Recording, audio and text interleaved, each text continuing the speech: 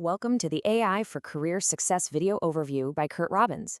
We're experts at AI coaching and helping professionals like you and your employees upskill in AI. Today, we're deconstructing a high-stakes legal battle between AI leader Anthropic and the U.S. Pentagon. Our analysis is based on a March 20th, 2026 article from TechCrunch by Connie Loizos. It's titled, New Court Filing Reveals Pentagon Told Anthropic the two sides were nearly aligned a week after Trump declared the relationship kaput. And it really details the new court filings at the center of this dispute. Okay, let's dive into this. We're going to structure our overview into 5 key sections to really understand the arguments from both sides. First, the conflict itself, then the government's accusations, Anthropic's rebuttal, a key email that surfaced, and finally, the core legal dispute. First, let's just establish the sequence of events. We need to look at the timeline of how this all unfolded. The conflict escalated incredibly rapidly. It began in late February with a public declaration from the administration. That was quickly followed on March 3rd by a formal risk designation from the Pentagon. But then, things took a turn. The very next day, a seemingly contradictory private email was sent, which ultimately led to Anthropic filing their formal legal response in late March. So, what is the government's official reasoning here? Why exactly did they deem Anthropic an unacceptable risk to national security? In its court filings, the Department of Defense outlines 3 primary concerns. These focus on operational control, technical security, and personnel. They claim Anthropic wanted a veto over missions, that they could disable the AI mid-operation, and that their hiring practices are a security risk. So let's move on to how Anthropic responded. They came back with sworn declarations from 2 key executives, and the goal was really to dismantle the government's case using both policy and technical grounds. First up, Sarah Hack, who's the head of policy, directly refutes the claim about wanting an approval role. She states, quote, "At no time during Anthropic's negotiations with the department did I or any other Anthropic employees state that the company wanted that kind of a role." A pretty direct denial. And this is where it gets really interesting, because you see this direct contrast. The Pentagon claims Anthropic wants operational veto power.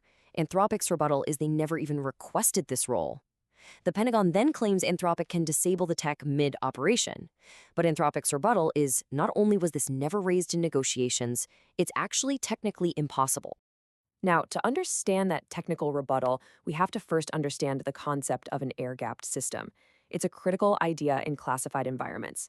It's simply a secure computer network that's physically isolated, cut off from unsecured networks like the internet. And this is the core of their technical argument. Thiagu Ramasamy, who is Anthropic's head of public sector, argues that because of this air-gap deployment, any kind of operational veto is basically a technical fiction.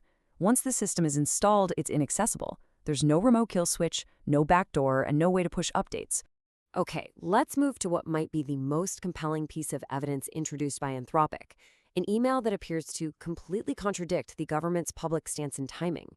So on March 4th, and remember, this is the day after the risk designation was finalized, Pentagon Undersecretary Emil Michael emailed Anthropic's CEO. And in that email, he stated they were, quote, very close on the exact 2 issues the government is now citing as a national security threat. And this really illustrates the contradiction perfectly. You have the private email on March 4th suggesting alignment, saying they're very close.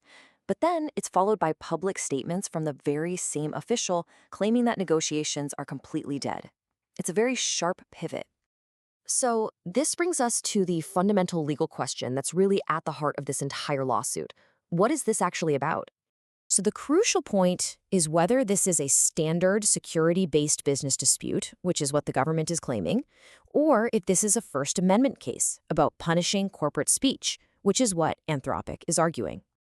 And this question frames the larger implications, not just for this case, but for the entire relationship between the tech industry and the government, as AI becomes more and more integrated into our national security. Thank you for watching. This is where we teach you AI and help you get smarter than your competition. If you like these videos, use the QR code at the beginning of this video to buy us a coffee, or hire us to coach you or your employees in AI. We recommend you subscribe to the AI for Career Success YouTube channel. Please like, comment, and share to help us reach a wider audience.